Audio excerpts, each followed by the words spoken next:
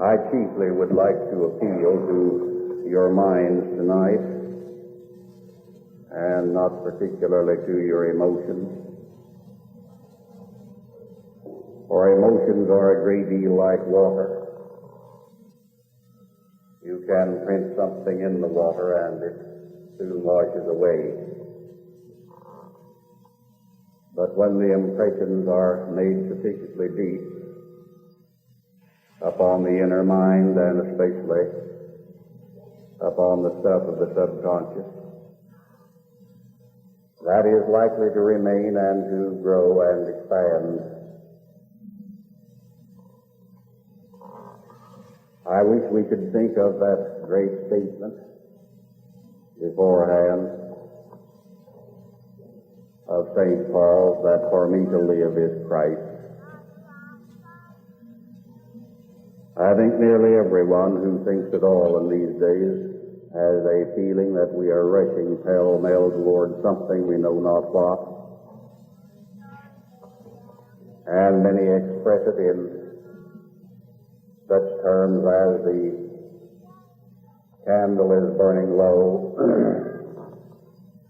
and the water is running out. There is great confusion in the world, terrible fear,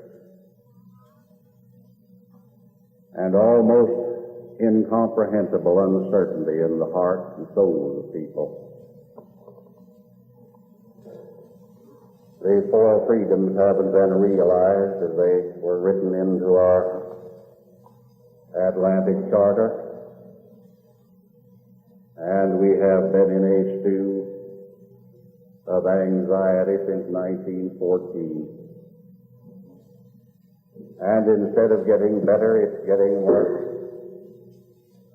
Until now, nearly everyone wonders how such speed and how such direction can be, and where will it end? Well, I think the answer is Christ. In Him there is no fear, and in Him there is no anxiety. Take no anxious thought. Let not your heart be troubled. You believe in God, then believe also in me.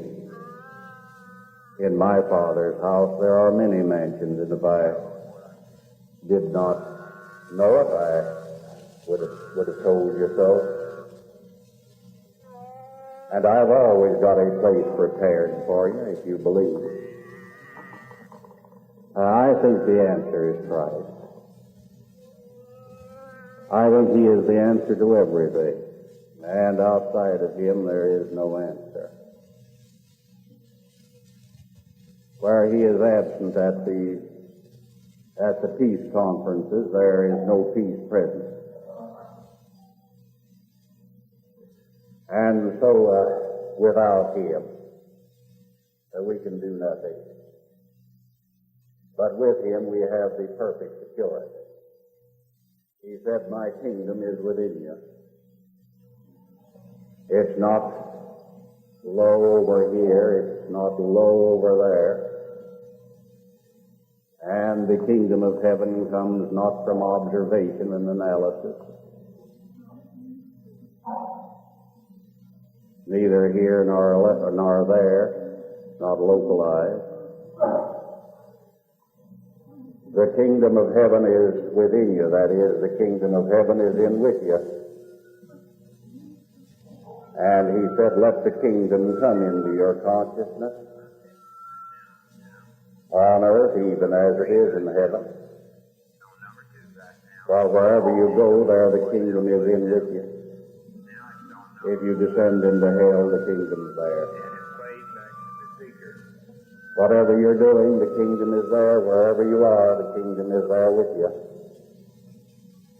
And it is not a matter of pursuing the kingdom, of fretting and fuming, to attain the kingdom.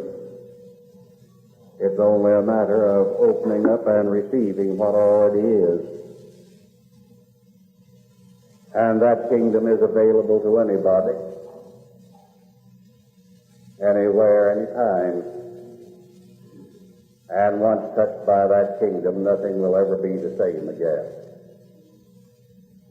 And that is why he said, put the first things first.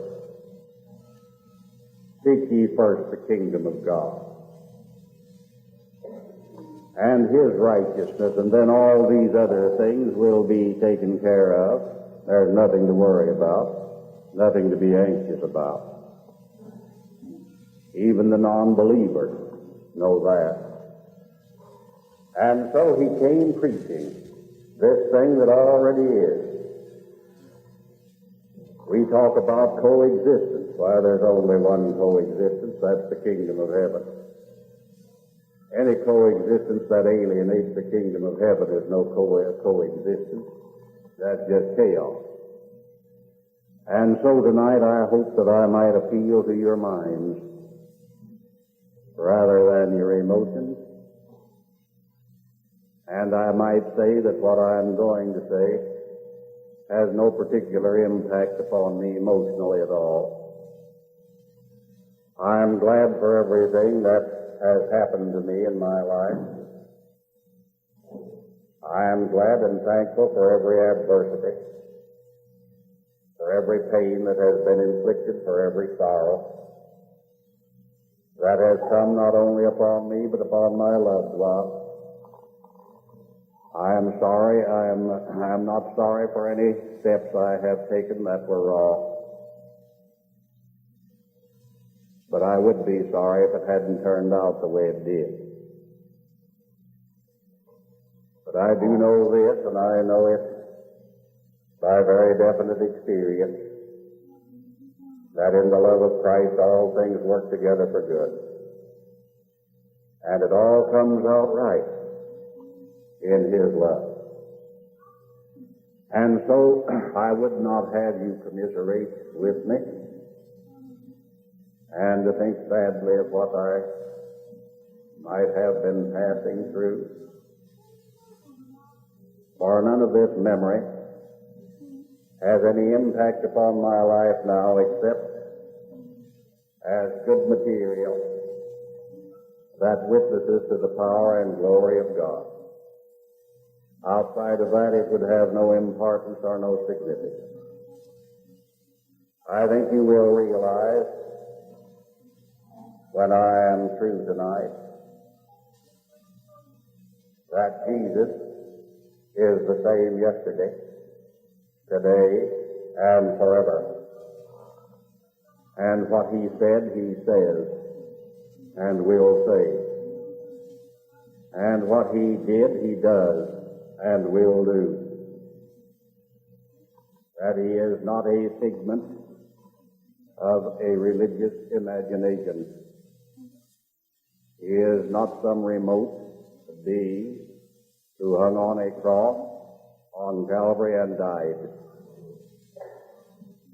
He is a living presence, and he is operating and functioning in this world both as presence and as power in the Spirit.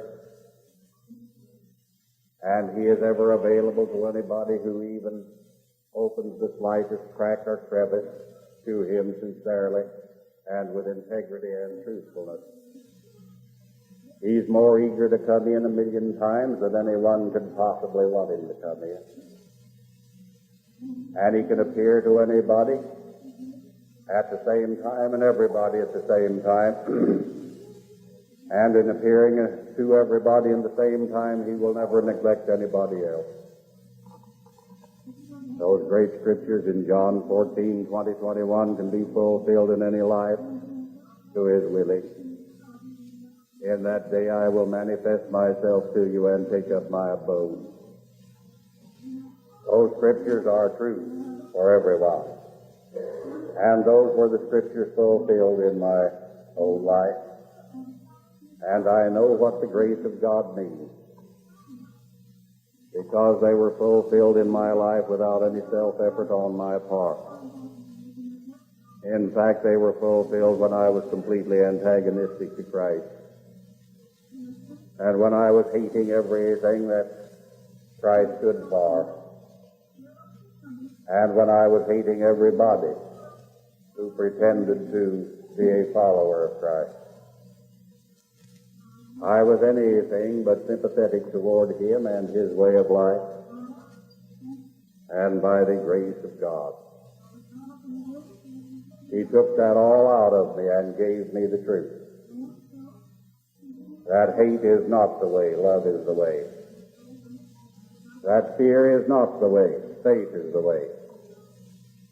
That doubt is not the way, confidence is the way. And that rebellion is not the way, reverence is the way. And so I want to take you back on a journey now to my early childhood. When I was born, my mother, who was a very spiritual woman, lost her life. In those days, many mothers died with bed fever. Pasteur had not come along to save all these lives, and she contracted this fever at my birth and passed away a few weeks later. She was very devout, as I understand it, from my father, and had a very quickened spiritual sense and insight that was native to her. And from her picture I discern that she was a very beautiful woman with a wonderful personality. But she knew that she was going, and she called my father to the bedside, and she said, "John, I want you to make a promise to me." And he said, "I will, Elizabeth, and I will keep it if I possibly can." He said, "I want you to promise that our son has every chance that you can give him." He said, "I will do my best to give him every chance." Father had considerable money, and of course he was thinking in terms of education and perhaps a good example, and probably a close association with the religious life. And the promise was made, and Mother died in peace, believing that her sacrifice of bringing my light into the world at the cost of her own had some prophetic significance in it. That's the way she died. She believed that.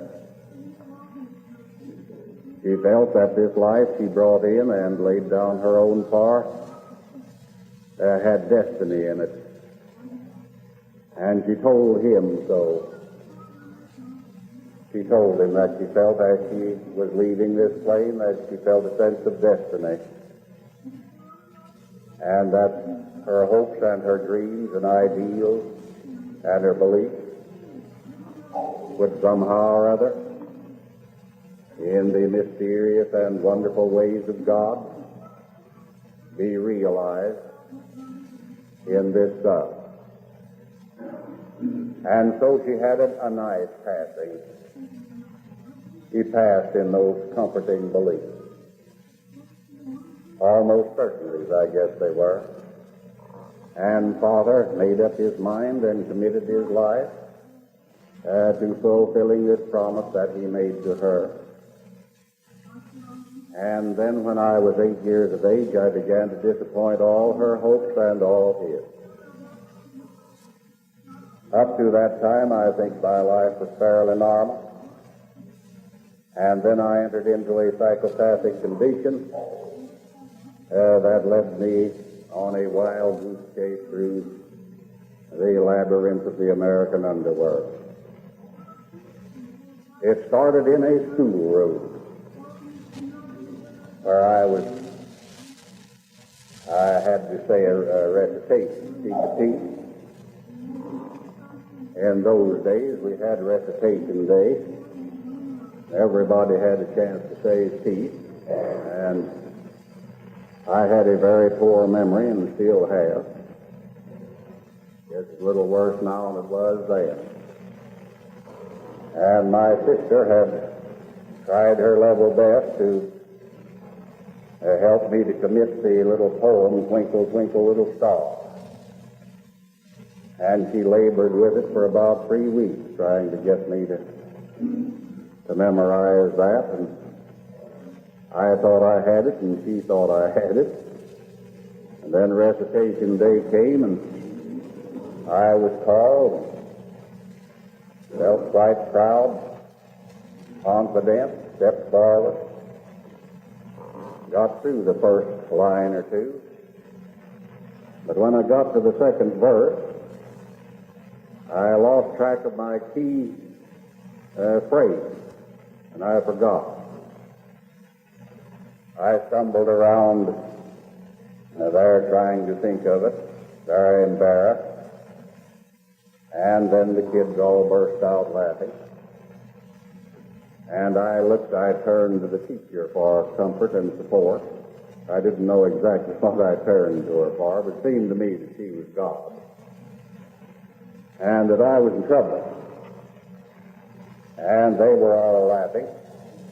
And in my bewilderment, I turned to her. And I caught her quickly suppressing her own laughter. At that moment, hate entered my heart. I don't believe I hated the kids, I hated her. And I doubt if I've ever hated anybody in a more intense way since that time than I hated her.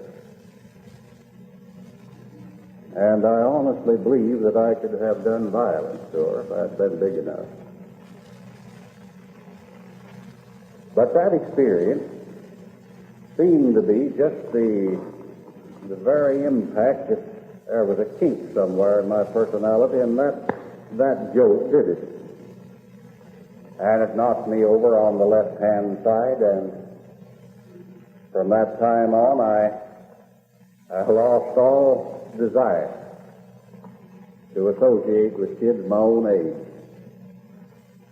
I began to associate with boys about 2 years older at first, and then 4 years older.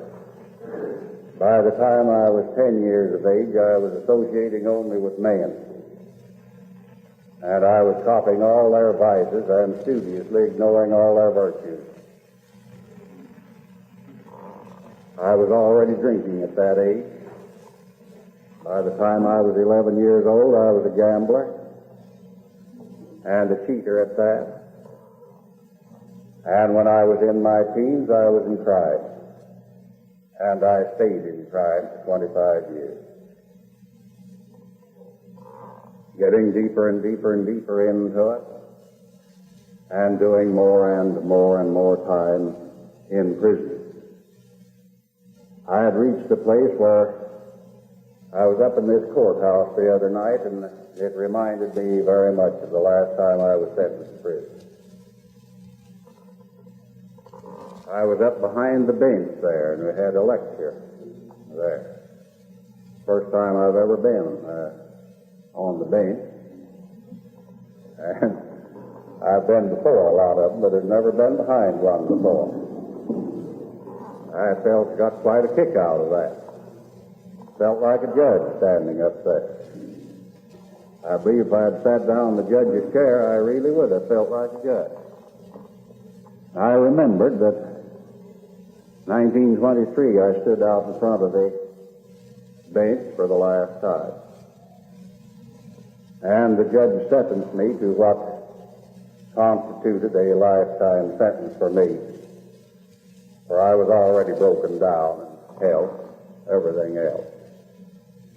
And I had the stigma of habitual criminal, 3-time loser, and that meant a maximum sentence of 1 to 20 years, the maximum of 20 years, and the state arbitrary good time off 11 years and 3 months, and I knew that I could never do that time.